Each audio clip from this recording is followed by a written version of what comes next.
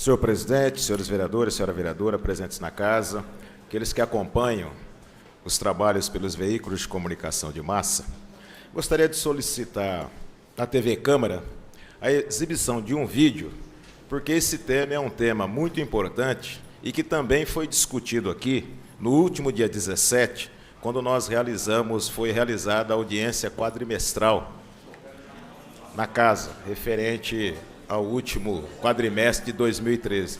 Então, solicito à TV Câmara, por favor, que coloque esse vídeo. Todas as vezes que mostramos os vazamentos e a falta de água em Bauru, a resposta do DAI é sempre a mesma, né? A rede é antiga, a estação de tratamento é velha e o departamento não tem dinheiro para investir na modernização do abastecimento. Agora, se o DAI acertasse a mão na cobrança da dívida de 13 milhões de reais de contas atrasadas, muitos problemas poderiam ser resolvidos. A falta de investimento tem nome, ou melhor, 100 nomes. Nesta lista que chegou à Câmara de Vereadores estão os maiores devedores de contas de água e esgoto de Bauru. Ao todo, são 13 milhões de reais em contas não pagas. O primeiro grande devedor de esgoto é uma universidade pública. São mais de 6 milhões e 500 mil reais. Uma associação rural da região deixou de pagar até agora 3 milhões 627 mil reais em água e esgoto. O terceiro maior inadimplente é um hospital público. São 1 milhão e 100 mil reais em contas atrasadas de água. Um hospital particular consumiu R$ 244.156 reais em água, mas não pagou. Nós estamos observando que o DAI não vem efetuando essa cobrança justamente pela condição social dessas pessoas, né?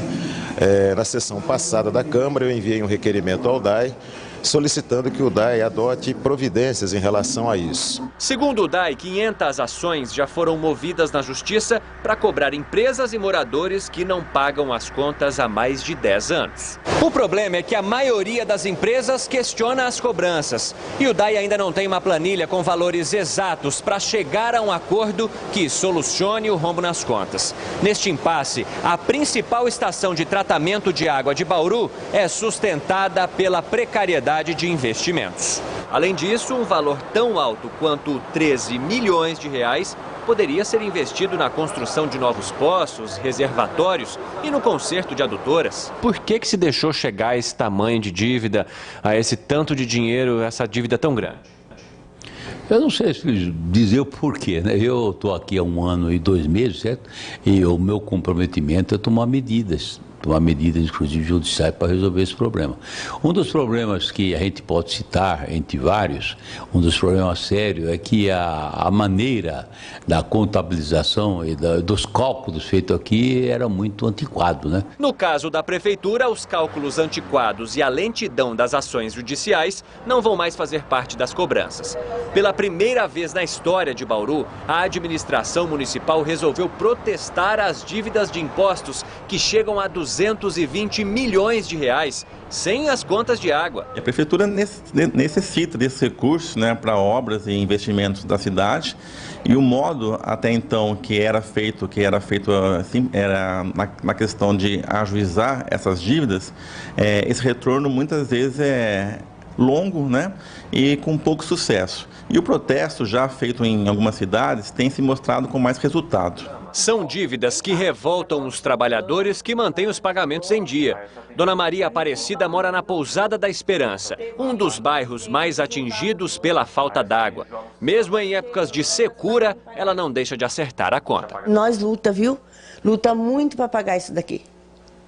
Mas eu não deixo de pagar, porque eu quero água. Agora, se eles deixam de pagar, eles vão ter que dar um jeito de pagar. Porque se eles podem, se eu posso, eles podem mais ainda.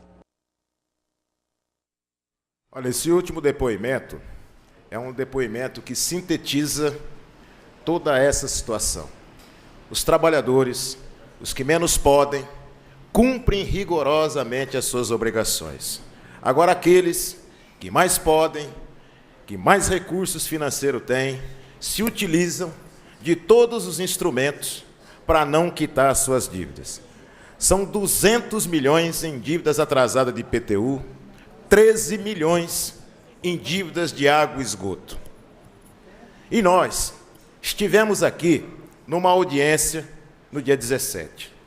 Quando a gente analisa as receitas do município, nós chegamos à seguinte conclusão, que não existe nenhuma capacidade de investimento.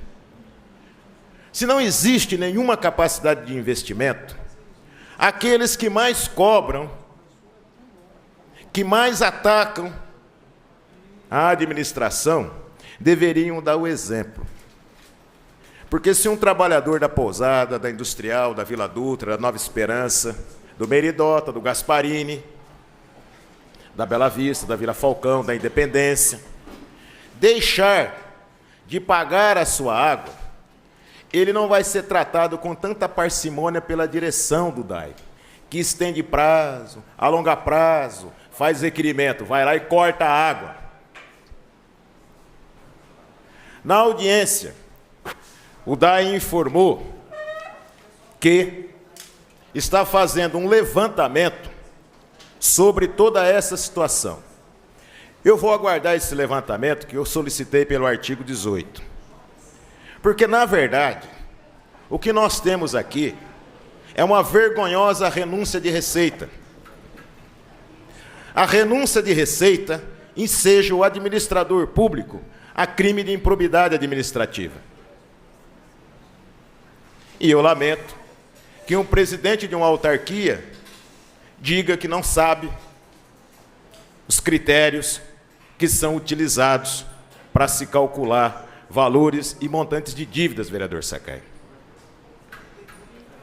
Não é uma resposta, principalmente para uma autarquia que vem enfrentando problemas para cumprir a sua função básica, que a população gostaria de ouvir. Conceda uma parte a Vossa Excelência. Obrigado, vereador, pela parte. Principalmente, vereador, que ele foi presidente de uma comissão especial de diagnóstico do DAI no ano de 2012. Então, todo esse levantamento foi feito à época dos problemas, das soluções e das ações administrativas necessárias a serem feitas dentro do DAI. Então, não é verdade dele não ter ciência do tamanho dessa dívida, que é uma vergonha o DAI não cobrar dos devedores na cidade de Bauru. Então, nesse aspecto, é fundamental que se faça toda essa análise e que o DAI proteste e negative os devedores. Não tem que fazer a cobrança amigável. Nem a Casa Bahia faz isso.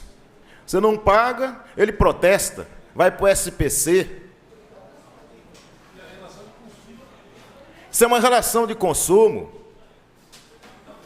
Agora, por que não protesta? Porque são figuras proeminentes da cidade, grandes financiadores de campanha? Esse é o debate que nós temos que fazer. É óbvio que minha postura não agrada a determinados setores, mas eu também não fui eleito para agradar a todos. Eu tenho lado, tenho posição e vou continuar combatendo por elas. E exigindo que, assim como foi feito pela CEPLAN, protestando os grandes devedores de IPTU, que o DAI também tome a mesma medida, proteste. A partir do protesto, estabeleça negociações para receber aquilo que se deve ao município.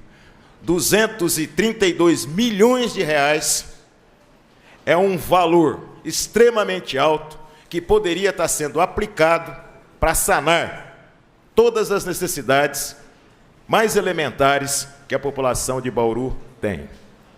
Uma outra questão que eu gostaria de abordar é com relação também à audiência pública que foi realizada no dia 17. Nós solicitamos uma questão de ordem para que a FUNPREV pudesse ter direito à fala e explicar um pouco esse cenário dos investimentos, vereador Arildo. Não é razoável se imputar culpa à FUNPREV, porque todos nós sabemos que o mercado de capitais, em 2013, foi rigorosamente restritivo. E os 350 milhões da FUNPREV foram aplicados nos mesmos fundos que foram utilizados pela Previ, pela FUNCEF, pela Petros e pela Postales. O problema é que os rendimentos da FUNPREV se incorporam à receita de forma fictícia, porque não são recursos que entram para a receita do município. Isso eleva a receita e, em consequência, eleva a capacidade de investimento, uma série de outras coisas. Esse é um debate que nós temos que fazer, porque mesmo a receita desses investimentos é uma receita volátil, os rendimentos, porque depende em muitos aspectos do mercado.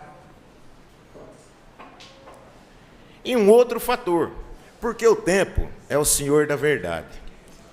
Na audiência pública, eu perguntei ao presidente da FUNPREV, o senhor Gilson, se os membros do Conselho Curador tinham diploma universitário. E ele respondeu que todos tinham diploma universitário. Isso demonstra que ser dono de título não implica necessariamente, para concluir, senhor presidente, que a pessoa seja especialista em mercado financeiro e em mercado de capitais. E eu não estou dizendo que os membros do Conselho Curador tenham tratado com negligência. E, por fim, registrar, mais uma vez, a vitória do Bloco Pé de Várzea, campeão do Carnaval de 2014.